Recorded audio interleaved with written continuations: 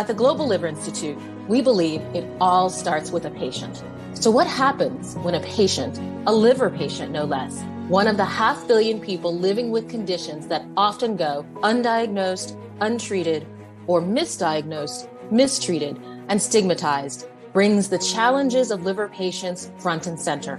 And what happens when a patient then leads a discussion with world experts in policy, research, clinical care, and wellness on ways to overcome these challenges? Let's find out today on GLI Live. All right. Hello and welcome. I'm Jeff McIntyre. I am the Vice President of Liver Health Programs at the Global Liver Institute, filling in once again today for our beloved President and CEO, Donna Cryer. And I'm really excited to be able to talk to you all today and host this really great episode of GLI Live. So GLI hosts every year International NASH Day. And even though International NASH Day was last week, we're recording this just a little bit ahead of time, and the success of having NASH Day over 70 countries, such an international impact with screenings, with educational events, with just so much tremendous success.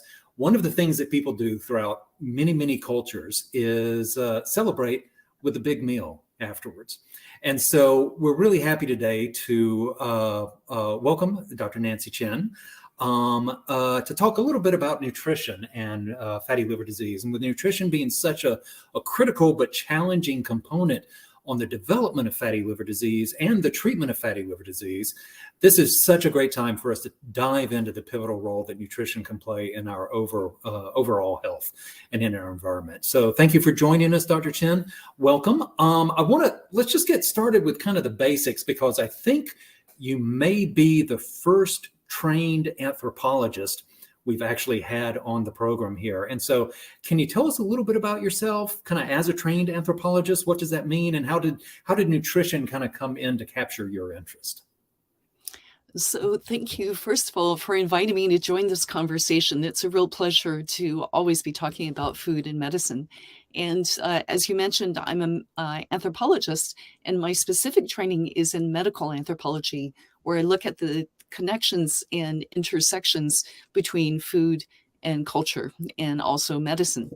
And so as an undergraduate, I began this journey really interested in human biology. And for my humanities honors thesis, I studied the connections and foundations of ancient Greek and Chinese medicine. And what was really surprising to me then is really how similar these systems were. If you expand the lens out further and look at across many classical systems of medicine that include Ayurveda, as well as indigenous healing systems, food is really the front line of medicine. And so later, when I conducted research for my dissertation, what I found was that many patients and family members were really concerned about food and eating well on a daily basis. So I just want to say that through my journey as a medical anthropologist, I found that nutrition really is at the forefront. It's a critical element of well-being. The lack of access to healthy foods or not really can determine one's practices of healthy eating and impact lives across the lifespan around the world. So you had a book a couple of years ago called Food, Medicine, and the Quest for Good Health. And I'm wondering if you could kind of give us a little snapshot of what that book was about, and talk a little bit about the insight into food and medicine and kind of how that concept has developed. And I'll have a follow-up after that, certainly. Great. Thank you so much. Well, I actually had been teaching a course called Cultures Through Food in the Anthropology department here at UC Santa Cruz. And it was then that my editor at the time reached out to me and said, hey, could you teach a course? Could you write a book about food? And I thought about it, and I thought, well, there's quite a few titles out there even then. But at the time, there were very few books that really looked at the intersection of food and medicine. So the book is divided into two parts. Part one is where I focus on food as medicine. and I look at the history of food as medicine, particularly for healing or longevity. And I do a deeper dive into dietary prescriptions and even question the category of comfort foods. And then part two kind of flips everything around, where I try to examine medicine as food.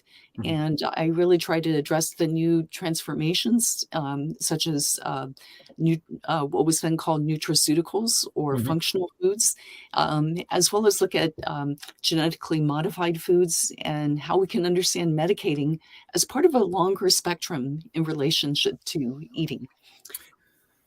Yeah, this is interesting to me because, I mean, implicit in the notion of food as medicine is food as having having a curative effect, if you will, that it can be medicinal in some way. And certainly your referencing of nutraceuticals, we see this with certain bioactives that are pulled out of certain food to either engage, oxygen and flow, or it may be able to have some sort of arterial cleansing effect, anti-plaque in some sort. Where we are in chronic disease, I'm curious about the promise of food as medicine, as opposed to food as poison is a strong word to use, but we have seen things such as, even though high fructose corn syrup is still available and used, it's not as used as it was, but we have artificial sweeteners, we have other things that are being used, quote unquote, as food, if you will.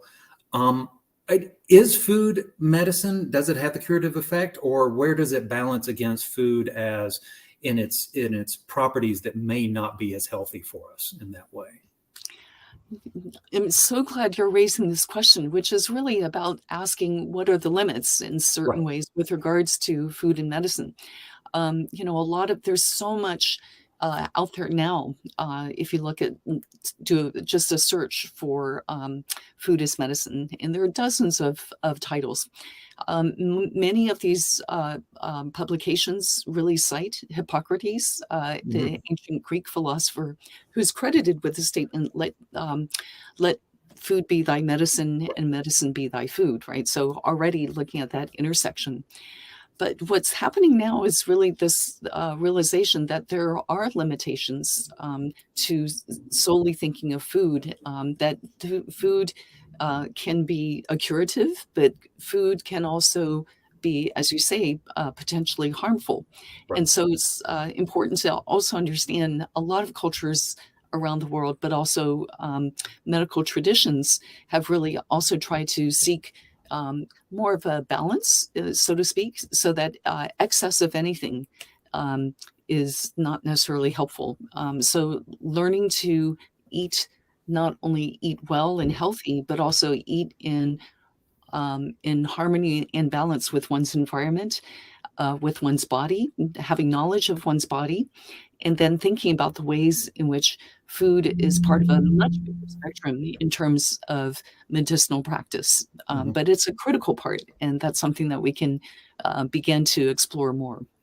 I'm wondering if you can talk about this cultural component a little bit more so as well, because one of the things that we see are, as we have seen obesity and chronic disease related to metabolic syndrome, for instance, really proliferate, not just in the West, in the US and Western Europe, but also internationally. And so often that is pinpointed as the proliferation of a Western diet, if you will. And that's really kind of a synonym for, I think it's really a synonym for ultra-processed foods. And not that all ultra-processed foods are bad necessarily, but it really becomes kind of synonymous with quick, low nutrient, high calorie sort of foods in this way. And often the pushback to that I have seen, and I've seen kind of globally and regionally, has been, do that Mediterranean diet. And I feel like the Mediterranean diet is still somewhat culturally bound by, or still bound by some cultural considerations in that. So the question I'm getting to in this is, when you look at cultural considerations, when you look at the Mediterranean diet, what is it about the Mediterranean diet, and what are other diets that are available Is there, an African heritage diet, an Asian heritage diet, something that might be more consistent with cultural competency as we try to move people in a more helpful way nutritionally? Well, I'm so glad you raised this issue because it's a significant issue because while dietary prescriptions tend to be a neat solution, in fact, not everyone, even in this country, might have access to the Mediterranean diet. So it's a goal.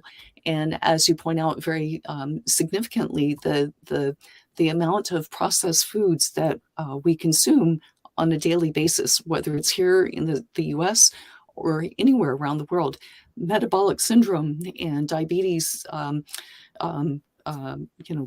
diagnoses is happening all around the world. It's really expanding very rapidly across Asia, as well as in Latin America.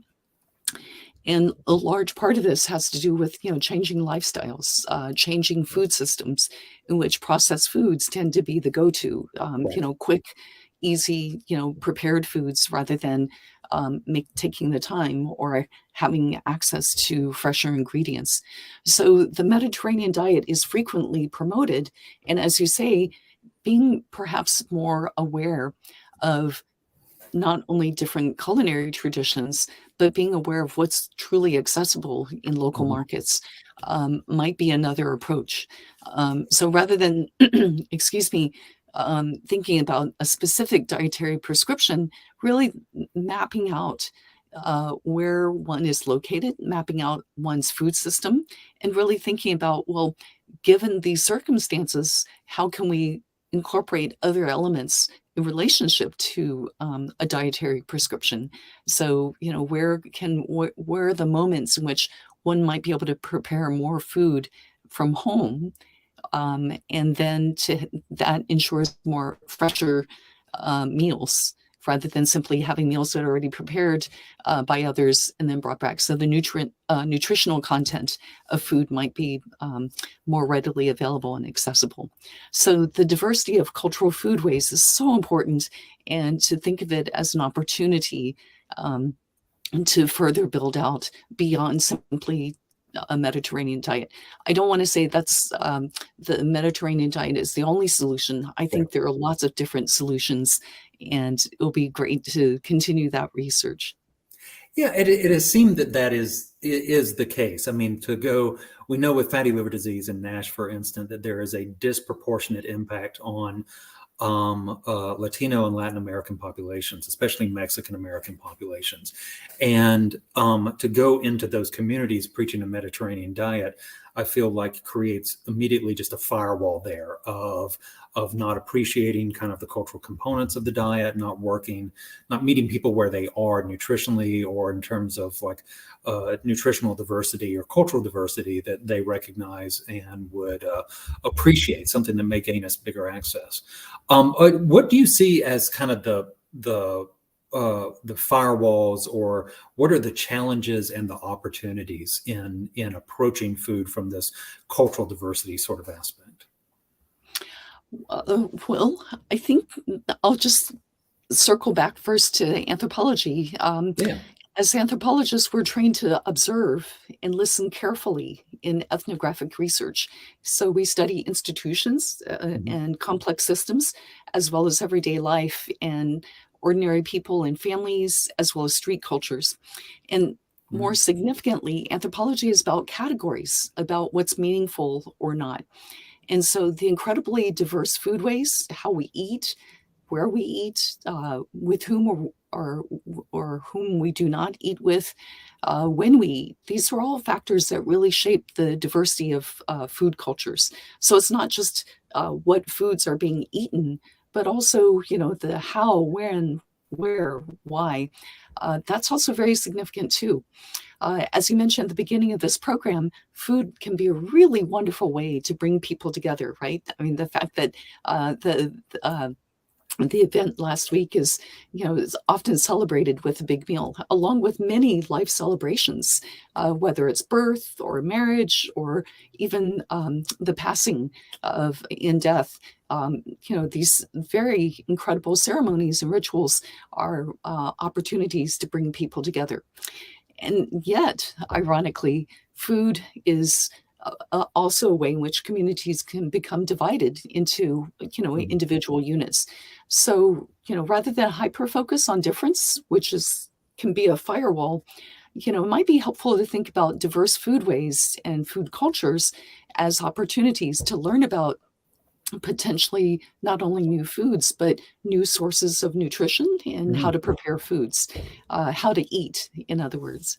I feel like I have seen that in my lifetime, even with the rise of like quinoa. That's something that I didn't really have access to or awareness of when I was a child, but now its ubiquity almost seems, hard to imagine life without. When you talk about kind of the cultural aspects of this in terms of how and why and where people eat across these diverse sort of engagements, are there any commonalities that you see in that? If we were to kind of think about what rises to the top, maybe even a best practice of stuff, what are the commonalities among cultures that you see, or that are something that as practitioners and caregivers and people engaging chronic disease that we might look for, something that could be, reinforced and supported in some way? Well, I think that the commonalities are at least the way I talk about it with my students in Cultures Through Food is to think about there are certain moments in which we eat to live. In other words, about survival, about living, in order to say manage disease, or in order to live a healthier life when facing chronic illness or disease. That this is one common approach, but another common approach is really living to eat, right? Where we learn to enjoy certain foods. We learn to, or we don't have to learn, it's also enculturated. We're surrounded by culture, whether through our families, whether through institutions, going to school, or just, going through one's daily life. We experience and encounter different food cultures. And so the commonalities of these two different approaches, eating to live and living to eat, can be ways in which we can begin to kind of rethink those boundaries and go, wow, I wonder if it's possible to think about food and foodways from very different perspectives, rather than simply the categories that we grew up with, food and not food, or food and medicine, right? Yeah, it's a really interesting juxtaposition because, for many chronic disease patients, they have been in one mindset or one way of kind of living, if you will. And then suddenly with the diagnosis of, especially if it's a fairly advanced form of liver disease, suddenly it's got to be switched over to eat to live, literally, in those instances. And there's been a real struggle, I think, with medical education, with providers having correct information, and with just the huge influx and diversity of nutrition advice that is out there. Everything from keto diets to paleo to vegan to to a diet of any sort. I mean, even Mediterranean diet might fall into that as well. If as you were to engage someone that was struggling in trying to figure out kind of where to land in this, how would you advise them to take a path? How would you advise them to kind of start their path in terms of trying to have better nutrition for themselves that isn't feeling like a punishment, which I think so many people do these days? Yeah, and I'm so grateful that you raised this point about how do we kind of wade through this massive amount of information. And it seems like every year there's a diet du jour, right? There's a diet for the day, depending on what is the latest recommendations. And so we're so fortunate to have information that's based on empirical research that really links, what kinds of foods, as well as food environments. And so, for instance, the CDC has listed several sites where we obtain our food, right? Such as grocery stores or restaurants. but other institutions, such as a work site or hospitals. Right. And so for patients who are navigating this new journey, I would actually recommend kind of tune in and, kind of grow your anthropology antenna, become an ethnographer of sorts of your own your own food systems. It's great to not only read the labels. I think Americans are renowned for reading food labels, whether on, breakfast cereals, etc.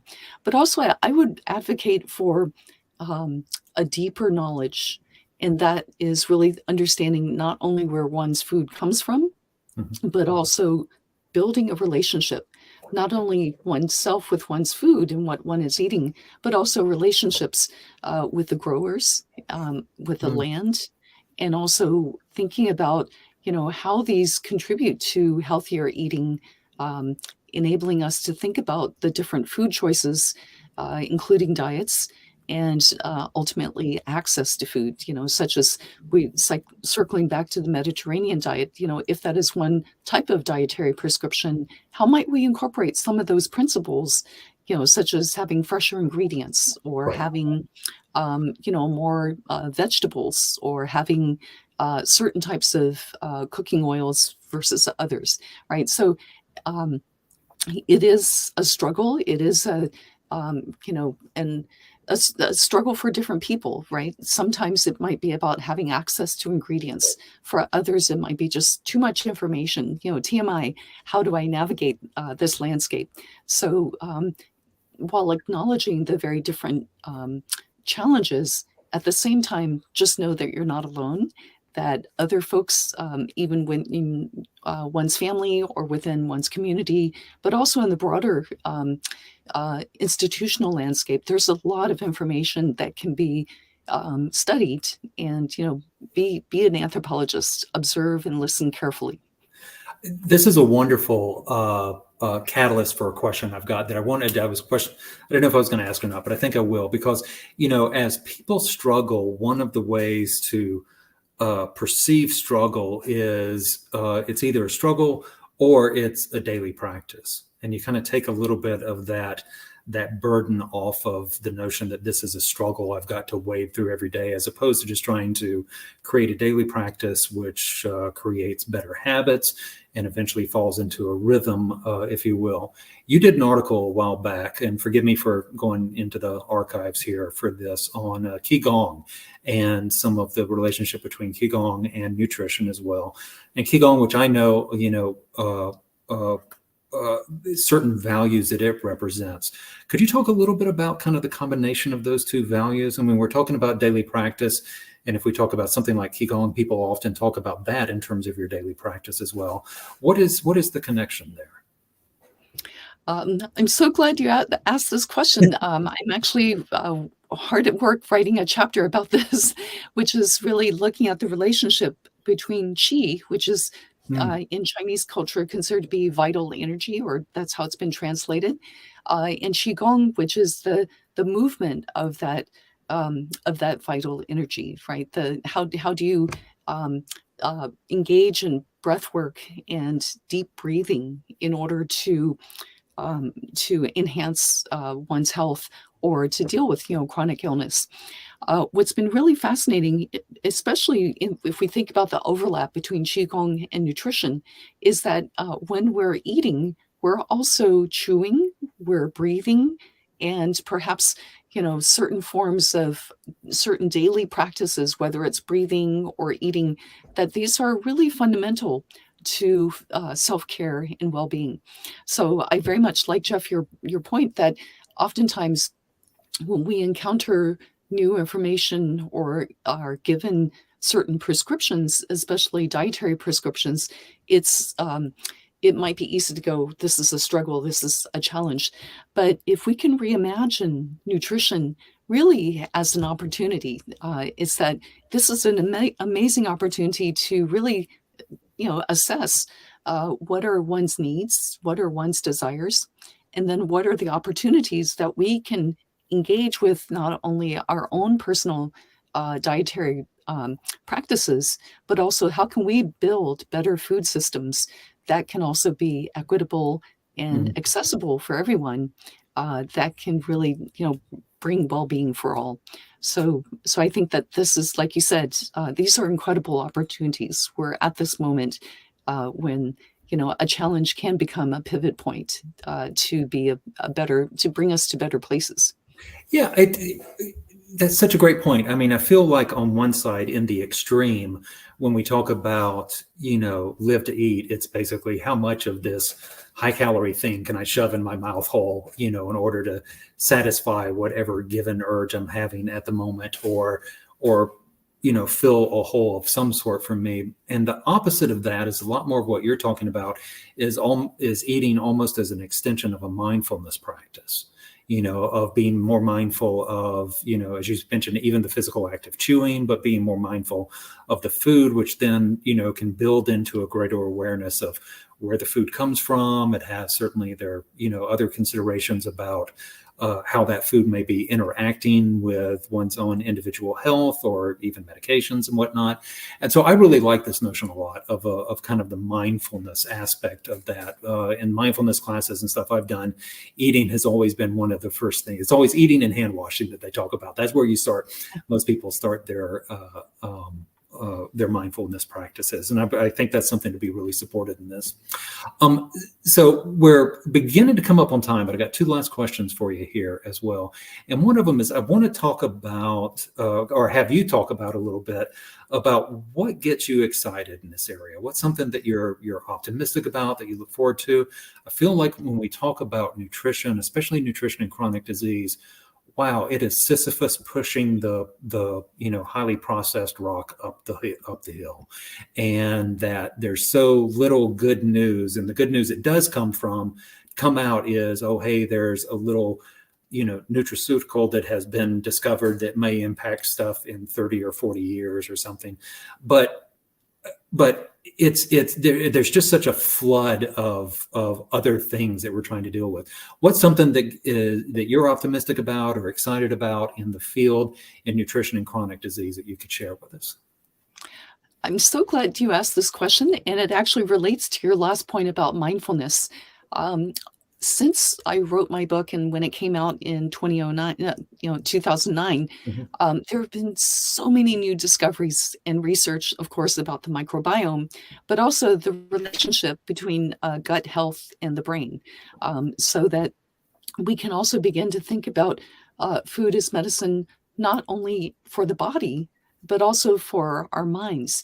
And mental health, as we know, in this post-pandemic, or hopefully, thinking about the ways in which we can improve mental health, food has this measurable ability to heal, not just what a chronic state of illness might be, but also just emotionally and mentally. So it's important to think about the ways in which new discoveries of the microbiome, and as new additional research comes out about various brain connections, that these are, again, opportunities to learn about empirical research, but then also to think about how we can bring that into our daily practices.